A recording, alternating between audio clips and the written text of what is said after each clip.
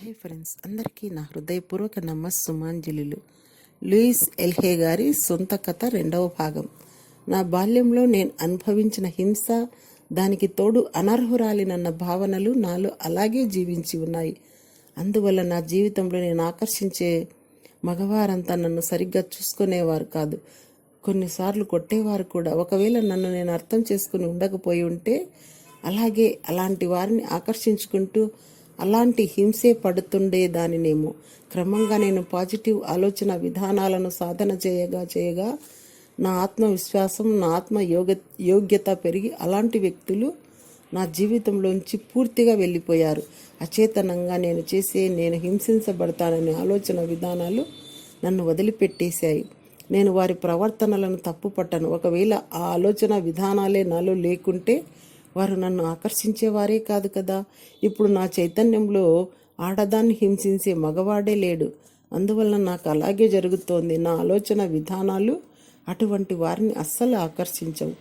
చికాగోలో ఒక చిన్న పని చేసి కొన్ని సంవత్సరాల తర్వాత న్యూయార్క్కు వెళ్ళాను. అక్కడ అదృష్టవశాత్తు ఒక ఫ్యాషన్ ఇండస్ట్రీలో ఒక గొప్ప మోడల్ అయిపోయాను. చాలా పెద్ద పెద్ద డిజైనర్లకు చాలా మోడలింగ్ చేసేదాన్ని. ఇది కూడా నా ఆత్మగౌరవాన్ని పెంచలేకపోయింది.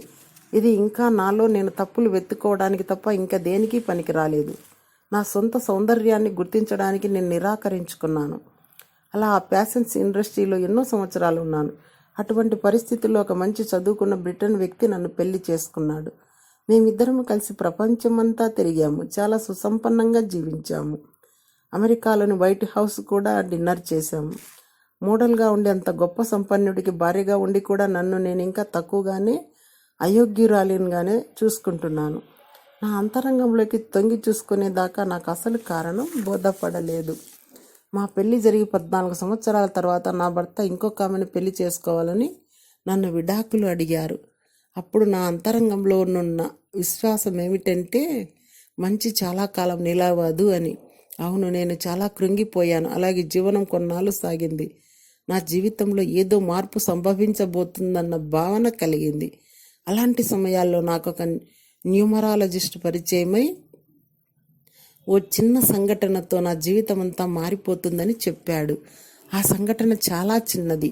అది జరిగి ఎన్నో నెలలు గడిచిన తర్వాత కూడా నేను ఆ విషయాన్ని గుర్తించలేకపోయాను.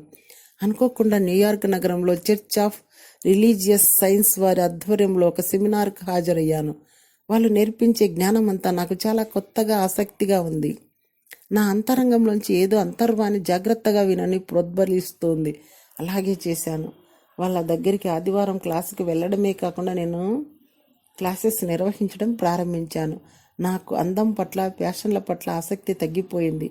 ఎన్నేళ్ళలో నేను నా కనుబొమ్మల ఆకారాన్ని, నా నడుము సైజును సరిచేసుకుంటూ బ్రతకగలను చెప్పండి. హై స్కూల్తోనే చదువు మానేసిన దాన్ని, తర్వాత పుస్తకమే ముట్టని దాన్ని. ఇప్పుడు చాలా ఆత్రంగా ఎంతైనా చదివేస్తున్నాను.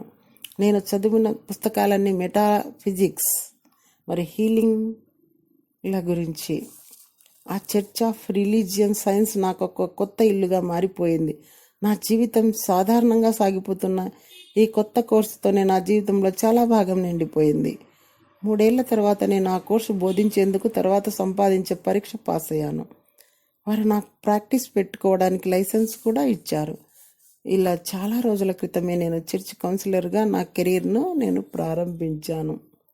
అది చాలా చిన్న ఆరంభం. ఆ సమయంలో నేను మహర్షి యోగి వారి ట్రాన్సెండెంటల్ మెడిటేషన్ చేసేదాన్ని. చర్చిలో ఇంకా పైకోట్ చేయాలంటే 1 సంవత్సరం ఆగాల్సి వచ్చింది. అప్పుడు నా కోసం ఏదైనా విలక్షణంగా చేయాలనిపించింది.